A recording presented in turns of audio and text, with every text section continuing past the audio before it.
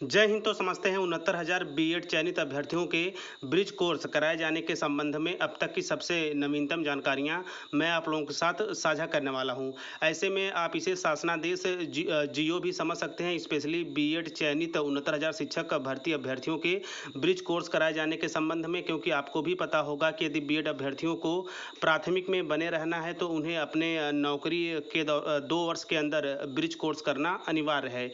ऐसे में 69,000 शिक्षक भर्ती का जो ब्रिज कोर्स है उसे कराए जाने के संबंध में मामला अभी हाई कोर्ट में भी है।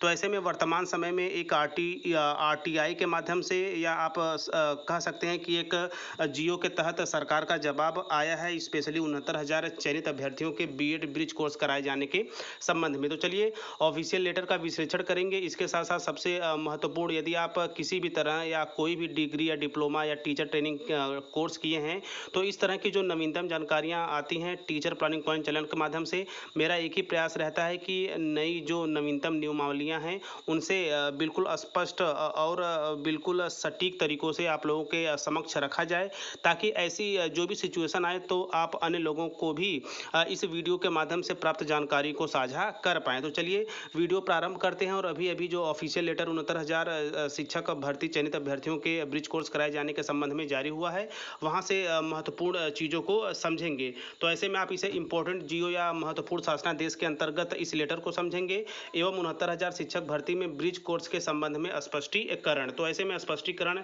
के साथ में आप एक ऑफिशियल लेटर स्क्रीन पे देख रहे होंगे।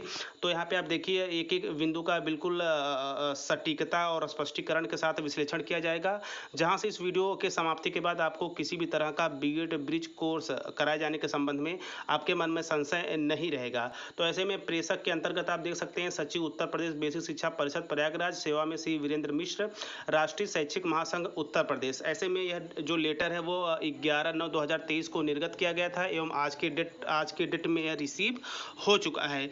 तो यह लेटर बिल्कुल ऑफिशियल है और इसके अंतर्गत चलिए चीज़ों का विश्लेषण करते हैं। तो देखिए इसके विषय के अंतर्गत आप देख सकते हैं माननीय मुख्यमंत्री जी के कार्यालय से प्राप्त संदर्भ संख्या 12157230172046 के संबंध में महोदय। ऐसे में देखिए महत्वपूर्ण बिंदुओं के अंतर्गत आप देख सकते हैं कि उपर्युक्त विषयक प्रकरण का संदर्भ ग्रहण करने का कष्ट करें जो माननीय मुख्यमंत्री जी के कार्यालय से प्राप्त संदर्भ संख्या की आख्या उपलब्ध कराए जाने का विषयक है। ऐसे में जो सबसे महत्वपूर्ण बात है, आप द्वारा अपने पत्र के माध्यम से 69,000 शिक्षक भर्ती में नियुक्त बीएड योग्यताधारी शिक्षकों को 6 माह का ब्रिज कोर्स कराए जाने का अनुरोध किया गया है। ऐसे में इस संबंध में अवगत कराना है कि 69,000 सहायक अध्यापक भर्ती प्रक्रिया के संबंध में माननीय उच्च न्यायालय में योजित संख्या 13156/2020 महेंद्र पाल व अन्य बनाम उत्तर प्रदेश राज्य व अन्य तथा अन्य संबंध याचिकाओं को दिनांक 13/3/2023 को निस्तारित करते हुए निम्नवत आदेश पारित किया गया है।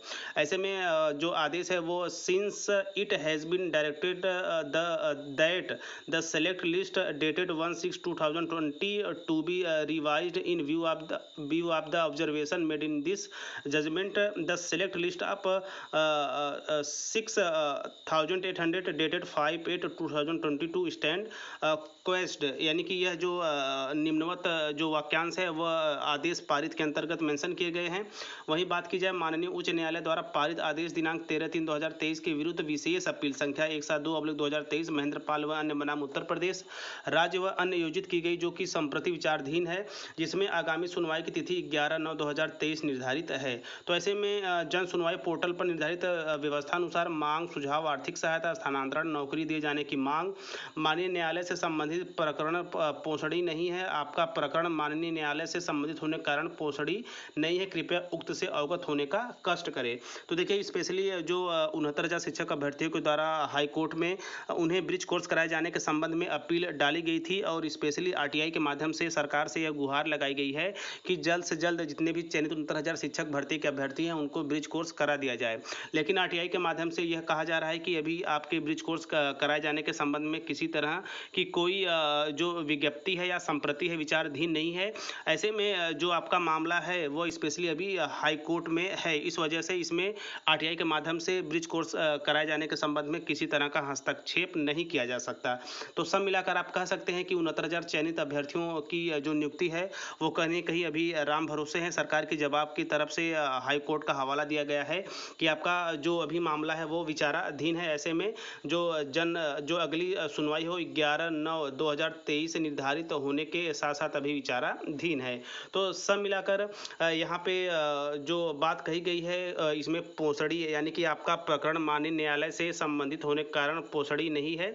तो देखिए यहाँ पे इसका यह स्पष्ट होता है कि आपका जो मामला है यानी कि 69,000 शिक्षक भर्ती चयनित अभ्यर्थियों को ब्रिज कोर्स यानी कि 6 माह का ब्रिज कोर्स कराए जाने के संबंध में जो मामला है वो अभी विचाराधीन है, इसलिए जन सुनवाई के माध्यम से इसका जवाब नहीं दिया जा सकता। स्पेशली यह आप सरकार का जवाब कह सकते हैं। बाकी यहाँ पे आप देख सकते हैं भौदी में प्रताप सिंह बघेल, सचिव उत्तर प्रदेश शिक्षा परिषद प्रयागराज। बाकी यहाँ पे आप देख यहाँ पे जो डिटेल्स है डाली गई थी, यह जो ग्रीवेंस डाला गया था, लोक शिकायत अनुभाग माननीय मुख्यमंत्री जी के कार्यालय की संदर्भ संख्या के क्रम में प्रकरण को निक्षेपित करने के अनुरोध के साथ प्रेषित किया गया है। यानी कि आप इसे सरकार का जवाब कह सकते हैं, आप इसे उत्तर प्रदेश बेसिक शिक्षा विभाग का जवाब कह सकते हैं, आप इसे आरटीआई के माध्यम से यानी कि जो हम आरटीआई डालते हैं उसका या जो हम ग्रीवेंस डालते हैं उसका जवाब समझ सकते हैं। तो सब मिलाकर एक ही निचोड़ निकलता है कि चयनित 69,000 शिक्षक जो भर्तियों के जो अभ्यर्थी हैं जिन्होंने स्पेशली आरटीई के माध्यम से या आरटीआई के माध्यम से यह जानने का प्रयास किया था ब्रिज कोर्स के संबंध में,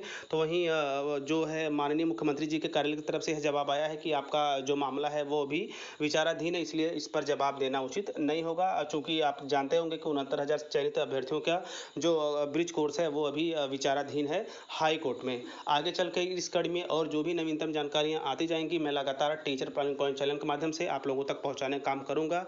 चूँकि वर्तमान समय में आप देख ही रहे होंगे कि काफ़ी भ्रामक चीज़ें निकल के आती हैं किसी भी ऑफिशियल लेटर को लेकर, किसी अन्य जानकारियों को लेकर और स्पेशली शिक्षा विभाग को लेकर।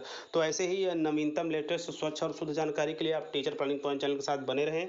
तो मिलते हैं नेक्स्ट वीडियो में नेक्स्ट इन्फॉर्मेशन के साथ, तब तक स्वस्थ व्यस्त और मस्त रहिए। जय हिंद, वंदे मातरम।